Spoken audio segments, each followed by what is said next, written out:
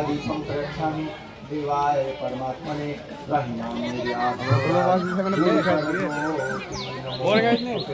ओम भद्रकाली कपालिनी दुर्गा क्षमा शिवा धात्री स्वाहा स्वाधा नमोस्तुते।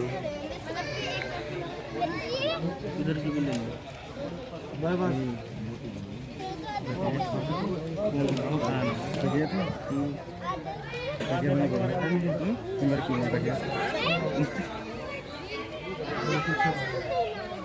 अब सभी कार्यकर्ता अपने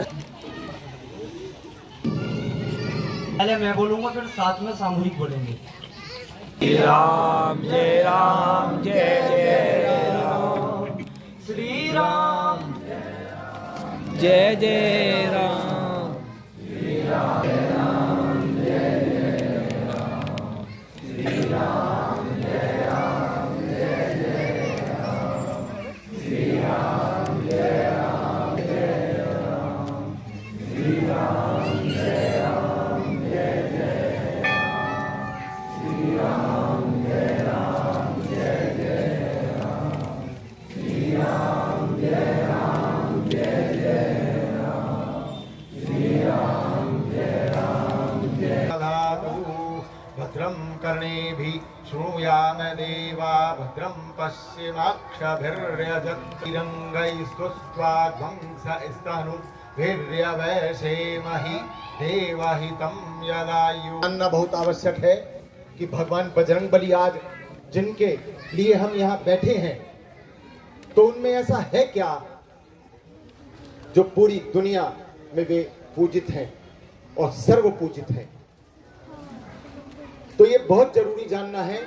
तो आपने एक बहुत इसकी शुरुआत करता हूं भगवान राम के अनन्य भक्त, इसलिए कि भगवान राम जिस कार्य से इस धरा पर अवतरे, जो भीतर छिपी हुई शक्तियां हैं 8, उन सबको प्रदर्शित करती हैं ये पंक्तियां। अतुलित बलधामम हेम शैलाभदेहम धनुज बन कृशानुम ज्ञानी नाम अग्रगण्यम सकल गुण निधानम वानराणाम अधीशम रघुपति प्रिय भक्तम वात जातम नमामि। बहुत मेरे ख्याल से शब्दों के आधार पर आप चयन कर सकते हैं कि इसका मतलब क्या है, क्योंकि देखो मंत्र बोलना एक अलग बात है और मंत्रों का प्रभाव हो, उसका तात्पर्य, उसका भावार्थ जानना बहुत जरूरी है, तभी वो मंत्र पूरी शक्ति के साथ आपका साथ देंगे। तो अतुलित बल धाम यानी वो अतुल बल के धाम हैं।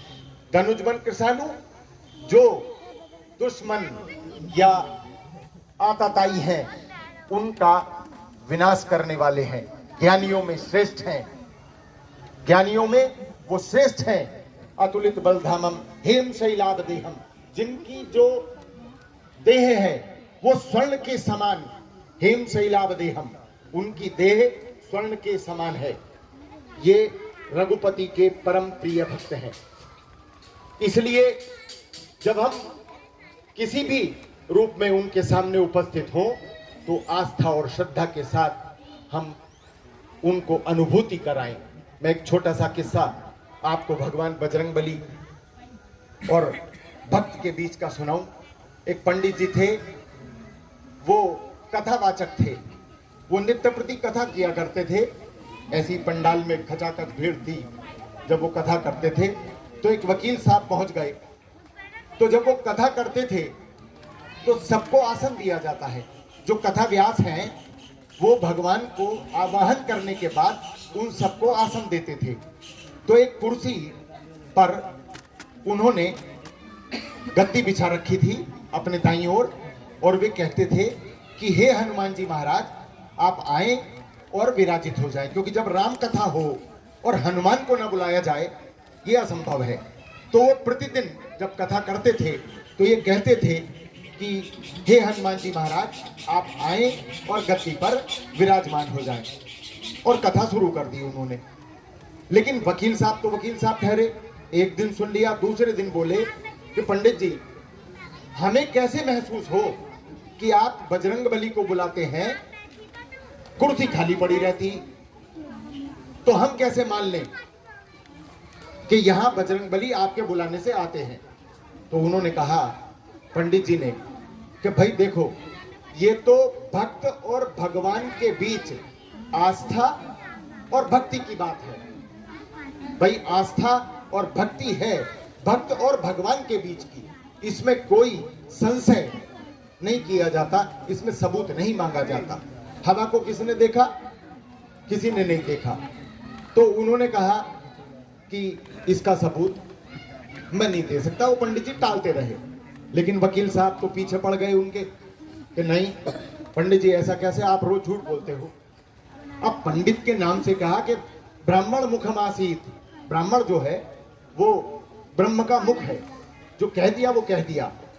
वकील साहब संतुष्ट नहीं थे, तो उन्होंने कहा ठीक है भाई, जब वकील साहब आप नहीं मानते तो ये जो कुर्सी है आज आप अपने घर ले जाएंगे, आज आप अपने घर ले जाइए कुर्सी, और कल जब कथा प्रारंभ होगी तब आप इस कुर्सी को स्वयं साथ लाएंगे, और यदि आपने इस कुर्सी को उठा दिया तो समझिए कि मेरी बात सत्य है, वो आपकी बात सत्य है अगर उठा दिया, और अगर आप कुर्सी को नहीं हिला पाए या नहीं उठा पाए तो फिर मेरी बात सत्य है। उन्होंने कहा तो इस शर्त के साथ कुछ त्याग भी हो।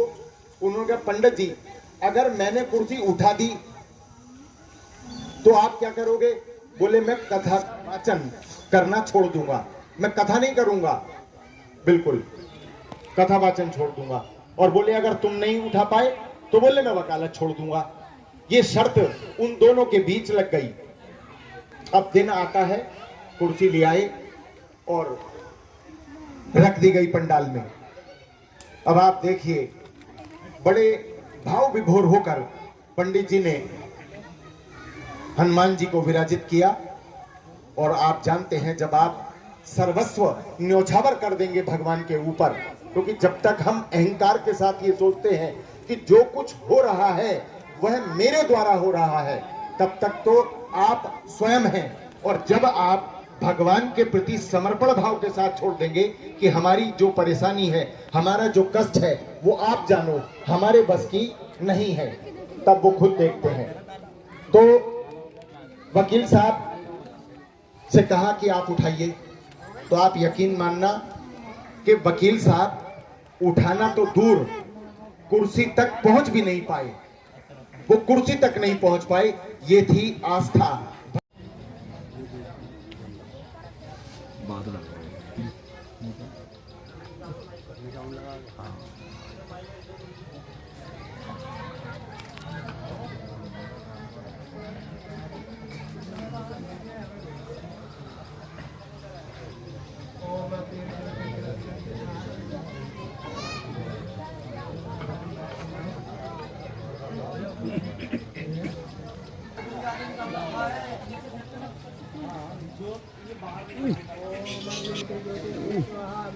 और मैं तो वो चलाऊँ इंस्टाग्राम पर लाइव।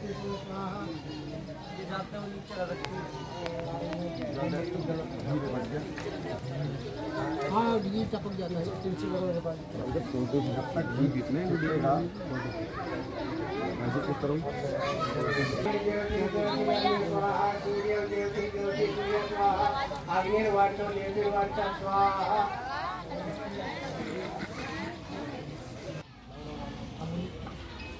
ओम भाग्यम चवति संयुक्तम अहम भक्त्या दीपं प्रयच्छामि देवाय परमात्मने रहिनाम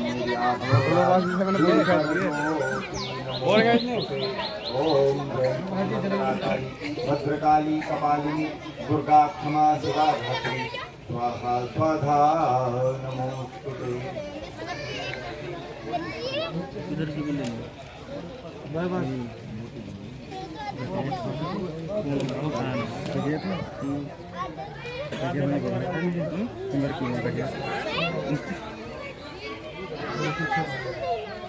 अब सभी कार्यकर्ता अपने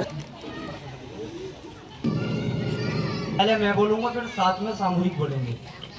श्री राम जय राम श्री राम जय जय राम श्री राम जय राम जय राम जय राम जय राम श्री राम जय राम जय राम श्री राम जय राम जय श्री राम जय राम जय राम श्री राम जय राम जय श्री राम जय राम जय। भद्रं कर्णेभिः शृणुयाम देवा भद्रं पश्चिमाक्षभिर्यजत्तिरङ्गैस्तुष्ट्वाध्वंसस्तनुभिर्यवैषेमहि देवहितं यदायु। जानना बहुत आवश्यक है कि भगवान बजरंगबली आज जिनके लिए हम यहाँ बैठे हैं तो उनमें ऐसा है क्या जो पूरी दुनिया में वे पूजित हैं और सर्व पूजित हैं। तो ये बहुत जरूरी जानना है। तो आपने एक बहुत इसकी शुरुआत करता हूं भगवान राम के अनन्य भक्त, इसलिए कि भगवान राम जिस कार्य से इस धरा पर अवतरे, जो भीतर छिपी हुई शक्तियां हैं 8, उन सबको प्रदर्शित करती हैं ये पंक्तियां। अतुलित बलधामम हेम शैलावदेहम दनुज बन कृशानुम ज्ञानी नाम अग्रगण्यम सकल गुण निधानम वानराणाम अधीशम रघुपति प्रिय भक्तम वात जातम नमामि। बहुत मेरे ख्याल से शब्दों के आधार पर आप चयन कर सकते हैं कि इसका मतलब क्या है, क्योंकि देखो मंत्र बोलना एक अलग बात है और मंत्रों का प्रभाव हो, उसका तात्पर्य, उसका भावार्थ जानना बहुत जरूरी है, तभी वो मंत्र पूरी शक्ति के साथ आपका साथ देंगे। तो अतुलित बल धाम यानी वो अतुल बल के धाम हैं। धनुजबन कृषाणु जो दुश्मन या आताताई हैं उनका विनाश करने वाले हैं। ज्ञानियों में श्रेष्ठ हैं, ज्ञानियों में वो श्रेष्ठ हैं। अतुलित बलधामम हेम शैलावदेहम, जिनकी जो देह है वो स्वर्ण के समान, हेम शैलावदेहम, उनकी देह स्वर्ण के समान है। ये रघुपति के परम प्रिय भक्त हैं। इसलिए जब हम किसी भी रूप में उनके सामने उपस्थित हों तो आस्था और श्रद्धा के साथ हम उनको अनुभूति कराएं। मैं एक छोटा सा किस्सा आपको भगवान बजरंगबली और भक्त के बीच का सुनाऊं। एक पंडित जी थे, वो कथावाचक थे, वो नित्य प्रति कथा किया करते थे। ऐसी पंडाल में खचाखच भीड़ थी। जब वो कथा करते थे तो एक वकील साहब पहुंच गए। तो जब वो कथा करते थे तो सबको आसन दिया जाता है। जो कथा व्यास हैं वो भगवान को आवाहन करने के बाद उन सबको आसन देते थे। तो एक कुर्सी पर उन्होंने गद्दी बिछा रखी थी अपने दाईं ओर, और वे कहते थे कि हे हनुमान जी महाराज, आप आए और विराजित हो जाए, क्योंकि जब राम कथा हो और हनुमान को न बुलाया जाए ये असंभव है। तो वो प्रतिदिन जब कथा करते थे तो ये कहते थे कि हे हनुमान जी महाराज, आप आए और गद्दी पर विराजमान हो जाएं, और कथा शुरू कर दी उन्होंने। लेकिन वकील साहब तो वकील साहब ठहरे। एक दिन सुन लिया, दूसरे दिन बोले कि पंडित जी, हमें कैसे महसूस हो कि आप बजरंगबली को बुलाते हैं कुर्सी खाली पड़ी रहती, तो हम कैसे मान लें कि यहां बजरंगबली आपके बुलाने से आते हैं? तो उन्होंने कहा, पंडित जी ने, कि भाई देखो, ये तो भक्त और भगवान के बीच आस्था और भक्ति की बात है। भाई आस्था और भक्ति है भक्त और भगवान के बीच की, इसमें कोई संशय नहीं किया जाता, इसमें सबूत नहीं मांगा जाता। हवा को किसने देखा? किसी ने नहीं देखा। तो उन्होंने कहा कि इसका सबूत मैं नहीं दे सकता। वो पंडित जी टालते रहे, लेकिन वकील साहब तो पीछे पड़ गए उनके कि नहीं पंडित जी, ऐसा कैसे, आप रोज झूठ बोलते हो। अब पंडित के नाम से कहा कि ब्राह्मण मुखमासीत, ब्राह्मण जो है वो ब्रह्म का मुख है, जो कह दिया वो कह दिया। वकील साहब संतुष्ट नहीं थे, तो उन्होंने कहा ठीक है भाई, जब वकील साहब आप नहीं मानते तो ये जो कुर्सी है आज आप अपने घर ले जाएंगे, आज आप अपने घर ले जाइए कुर्सी, और कल जब कथा प्रारंभ होगी तब आप इस कुर्सी को स्वयं साथ लाएंगे, और यदि आपने इस कुर्सी को उठा दिया तो समझिए कि मेरी बात सत्य है, वो आपकी बात सत्य है अगर उठा दिया, और अगर आप कुर्सी को नहीं हिला पाए या नहीं उठा पाए तो फिर मेरी बात सत्य है। उन्होंने कहा तो इस शर्त के साथ कुछ त्याग भी हो। उन्होंने कहा पंडित जी, अगर मैंने कुर्सी उठा दी तो आप क्या करोगे? बोले मैं कथा वाचन करना छोड़ दूंगा, मैं कथा नहीं करूंगा, बिल्कुल कथा वाचन छोड़ दूंगा। और बोले अगर तुम नहीं उठा पाए तो बोले मैं वकालत छोड़ दूंगा। ये शर्त उन दोनों के बीच लग गई। अब दिन आता है, कुर्सी ले आए और रख दी गई पंडाल में। अब आप देखिए, बड़े भाव विभोर होकर पंडित जी ने हनुमान जी को विराजित किया।